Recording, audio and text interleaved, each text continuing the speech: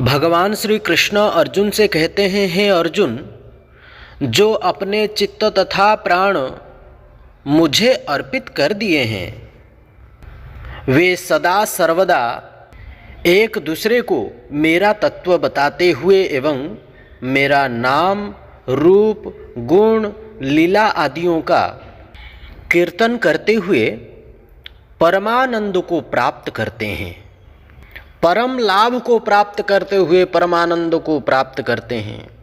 प्रेम भाव में विभोर रहते हैं।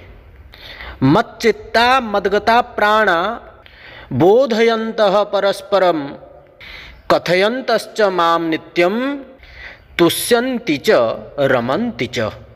भगवान गीता में कह रहे हैं, अर्थात मच्चित्ताः मद्गता प्राणाः नित्यम परस्परम माम बोधयन्तः, यह अन्वय है, श्लोकान्वय। इसका अर्थ है, भगवान श्री कृष्ण कहते हैं अर्जुन से, हे पार्थ, मुझे समर्पित चित्त वाला और मुझे समर्पित प्राण वाले नित्यम सदा सर्वदा परस्परम एक दूसरे को माम अर्थात मेरा तत्व बोधयन्तः जानते हुए च एवं कथयन्तः अर्थात नाम रूप गुण लीला आदियों का कीर्तन करते हुए तुष्यन्ति च स्मरन्ति च तुष्यन्ति च रमन्ति च। तुष्यन्ति च अर्थात संतोष और रमन्ति च आनंद अनुभव करना। संतोष और आनंद को अनुभव करते हैं, आनंद का अनुभव करते हैं। इससे पहले जैसे मैंने बताया इसका अर्थ, अर्थात जो अपने चित्त तथा प्राण मुझे अर्पित कर दिए हैं, समर्पित कर दिए हैं, वे सदा सर्वदा एक दूसरे को मेरा तत्व बतलाते हुए एवं मेरा नाम रूप गुण लीलाओं का कीर्तन करते हुए संतोष को लाभ करते हैं और उसी संतोष में रमण करते हुए आनंद का अनुभव भी करते हैं। श्री शिल विश्वनाथ चक्रवर्ती ठाकुर पाद जी अपना टीका में कह रहे हैं, एतादृश्या अनन्या भक्ता एव मत प्रासादालब्ध बुद्धि योगः पूर्वोक्त लक्षणम दुर्बोधमपि मत्तत्व ज्ञानम प्राप्नुवन्ति इत्याह। श्री विश्वनाथ चक्रवर्ती ठाकुर पाद जी कह रहे हैं अपना टीका में, इसका अर्थ यह है कि ऐसा अनन्य भक्त ही मेरा कृपा से बुद्धि योग प्राप्त करते हुए एवं दुर्बोध होने पर भी, इससे पहले जो श्लोक में हमने कहा था उस श्लोक को आप लोग सुनिए। पहले, इससे पहले वाला जो श्लोक है 8 नंबर श्लोक, हमने अहम सर्वस्य प्रभवो इत्यादि श्लोक का जो मैंने पाठ किया था, वह श्लोक को आप लोग सुनिएगा तो ये श्लोक को सब समझ में आ जाएगा। अर्थात कह रहे हैं दुर्बोध होने पर भी पहले जो कहा गया लक्षण युक्त तत्वज्ञान प्राप्त करता है। अर्थात भगवान के संबंध तत्व, अविधेय तत्व, प्रयोजन तत्व, संपूर्ण संबंध ज्ञान को प्राप्त कर लेता है, संपूर्ण ज्ञान को प्राप्त करता है। जीव कौन है, भगवान कौन है, जीव का भगवान का साथ क्या संबंध है, जीव इस संसार में कष्ट क्यों पा रहा है, जीव को भगवान से वियोग का कारण क्या है, विमुखता का कारण क्या है, माया कौन है, सभी तत्व का बोध हो जाता है। कैसे होता है? जो भगवान का अनन्य कृपा को प्राप्त करता है। अनन्य कृपा कैसे प्राप्त होगा? जो अपने चित्त प्राण को भगवान को ही समर्पित किया है, उसे ही भगवान का, श्री कृष्ण का अनन्य कृपा प्राप्त होती है। और जैसे ही भगवान का कृपा प्राप्त होता है, भगवान का समस्त तत्व को समझ पाता है, बोध हो जाता है। मच्चित्ता मद्रूप नाम गुण लीला माधुर्या स्वादेश स्वेव लुब्ध मनसः मद्गता प्राणाः मां बिना प्राणान धर्तुम असमर्थाः। मेरे भक्त मेरे बिना अपना प्राणों को भी धारण नहीं करते हैं, धारण करने में असमर्थ हो जाते हैं। मच्चित्ताः कौन है? मच्चित्ताः कौन है? मच्चित्ता वे हैं जिनका मन, जिनका चित्त, हृदय मेरे नाम, रूप, गुण, लीलाओं का और माधुर्यों के ही रसास्वादन करते हैं अथवा रसास्वादन करने के प्रति लुब्ध है। लुब्ध है मतलब व्याकुल है, व्याकुल व्याकुल भगवान का नाम, रूप, गुण, लीला, उनकी रसास्वादन, माधुर्य रसास्वादन करने के लिए जो लालायत रहते हैं, जो व्याकुल व्याकुल रहते हैं, लुब्ध चित्त वाला रहते हैं, उसे ही मच्चित्ता कहा गया है। अब आया मद्गता प्राणाः। मद्गता प्राणाः किसे कहते हैं? मद्गता प्राणा वे हैं जो मेरे बिना अपने प्राणों को भी धारण करने में असमर्थ है। जिस प्रकार मनुष्य अन्न जल के बिना प्राण धारण नहीं कर सकता है, वैसा ही मेरा भक्त मेरे बिना प्राण धारण नहीं करने में असमर्थ हो जाते हैं। ऐसा मेरा भक्त बोधयन्तः अर्थात भक्ति के स्वरूप, प्रकार आदि को सौहार्दपूर्वक एक दूसरे को बतलाते हैं। अर्थात भगवान का जो तत्व है, जो अनभिज्ञ है, जो जिनको ज्ञान नहीं है, अज्ञ हैं, उनको भगवान के विषय में बतलाते हैं, समझाते हैं, उनको बोध कराते हैं और फिर उनको भगवान की भक्ति में लगा देते हैं। फिर हरि कथा के माध्यम से एक दूसरे के साथ चर्चा करते हैं। हरि चर्चा, सदा सर्वदा हरि चर्चा में ही निमग्न रहते हैं। ये लोग मेरे हरि कथा कीर्तन के बिना, मेरे तत्व, रूप, गुण, लीलाओं को श्रवण किए बिना, मेरा साधन, मेरा भजन भक्ति करे बिना ये लोग अपना प्राणों को भी धारण नहीं कर सकते हैं। जिस प्रकार मनुष्य अन्न और जल के बिना अपना प्राणों को धारण नहीं कर सकता, प्रायः प्राणहीन हो जाते हैं। अन्नगता प्राणाः नराः इतिवत्। इसलिए नित्य निरंतर भगवान का नाम, रूप, गुण का चिंतन करना चाहिए, जप करना चाहिए नाम का, भगवान का नाम जप करना चाहिए, भगवान का लीला कथाओं को श्रवण करना चाहिए। तब कथामृतम तप्त जीवनम कविविरीडितम कल्मषापहम। कल्मष किसे कहते हैं? नाना प्रकार के जो द्वंद्व है संसार में, क्लेश क्रांता, ये जो क्लेश क्रांत में आक्रांत है जीव, इसी को द्वंद्व कहते हैं। जन्म मरण और इस दोनों के बीच में जो जरा व्याधि इत्यादि नाना प्रकार का रोग, इसे कहते हैं कल्मष।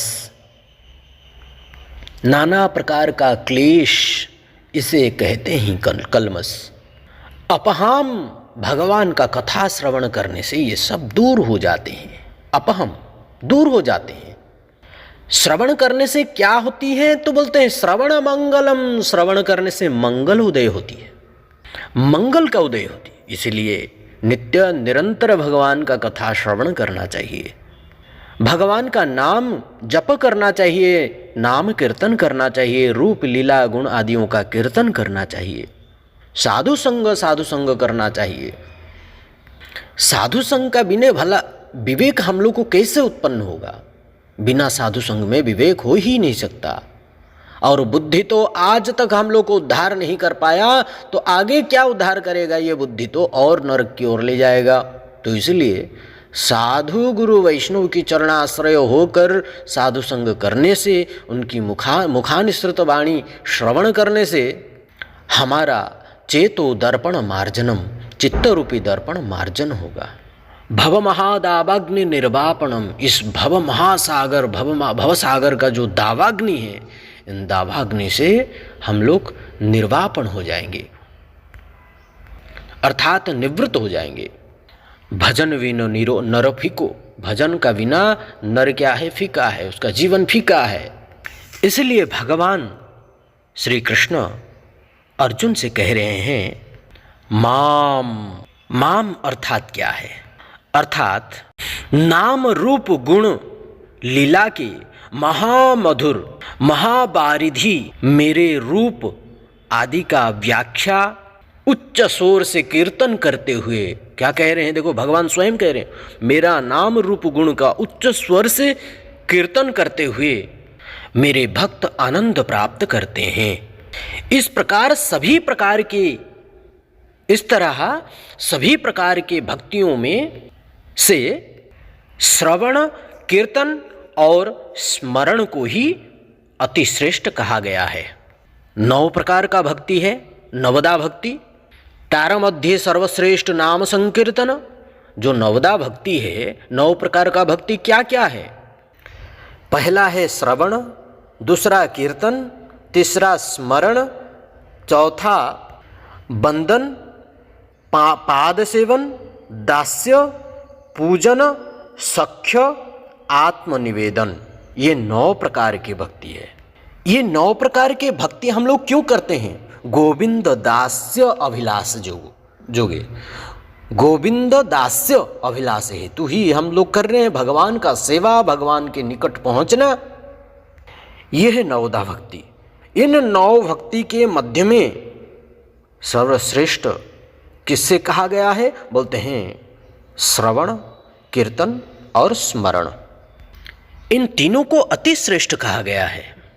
श्रवण करने से मंगल का उदय होता है। भगवान श्री कृष्ण का नाम रूप गुण का, लीलाओं का, कथा का श्रवण करो, भगवान का नाम का कीर्तन करो, और कीर्तन करते हुए, कथा श्रवण करते हुए भगवान का स्मरण करो। क्योंकि कलयुग केवल नाम आधारा, सुमिर सुमिर नर उतरे उपारा। कलयुग में केवल नाम ही आधार है, नाम के बिना जीव का गति है ही नहीं। हरेर नाम हरेर नाम हरेर नाम येव केवलम कलौ नास्तेव नास्तेव नास्तेव गतिरन्यथा, पद्म पुराण में कहा गया है। श्रीमद् भागवत महापुराण में भी कहा गया है नाम संकीर्तनम यस्य सर्व पाप प्रणाशनम। और श्री कृष्ण चैतन्य महाप्रभु भी कह रहे हैं नाम नाम कार्य बहुधा निज सर्वशक्ति ही तत्रार्पिता नियमितः स्मरणेन कालः एतादृशी तव कृपा भगवन् ममापि दुर्दैव मिदृशमिहा जनिनानुरागः। जो व्यक्ति नाम कर रहा है, उसका जिह्वाग्र में यदि नाम नृत्य कर रहा है, यदि मृत्यु का समय भी आ गया होगा तो उसका जिह्वाग्र का नाम को दर्शन करके, श्रवण करके, उस व्यक्ति को दर्शन करके काल भी भयभीत हो जाता है। उसे देख करके काल भी, मृत्यु भी वापस हो जाता है, उसको स्पर्श नहीं कर सकता है। यह सत्य घटना, सत्य बात है। नाम नामकारी बहुधा निज सर्वशक्ति ही। भगवान का जितने शक्ति है, सर्वशक्ति नाम में ही है। नाम को जो आश्रय कर लिया है, उसको जीवन में कभी भी काल दृश्य नहीं हो सकता, मृत्यु हो ही नहीं सकता उसका।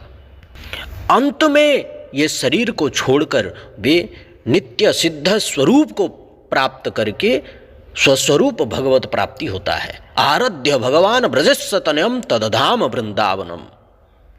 ऐसा भक्त कल्पित भाव से ही भक्ति करते हैं। कल्पित या कल्पिता, या मतलब क्या है? गोपियां, या स्त्रीलिंग है।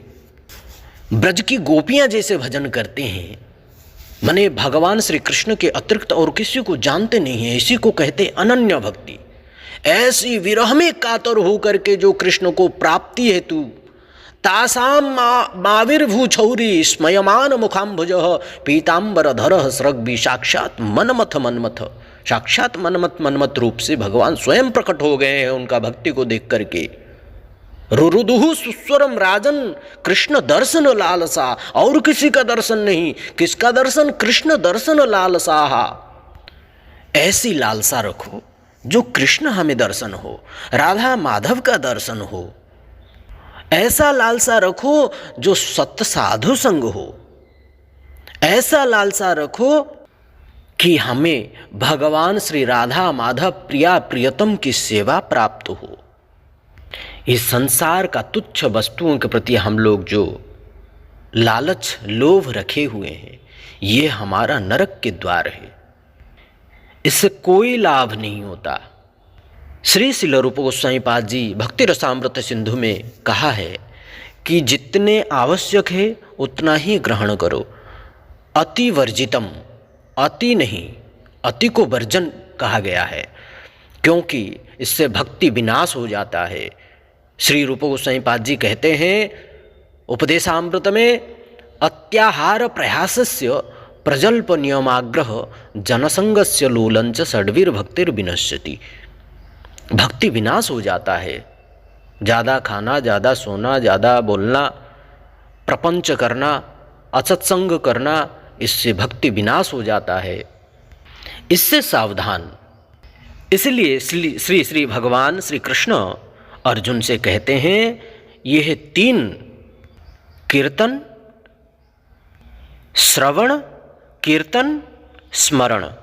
क्या? श्रवण, कीर्तन और स्मरण को ही अति श्रेष्ठ कहा गया है शास्त्र में।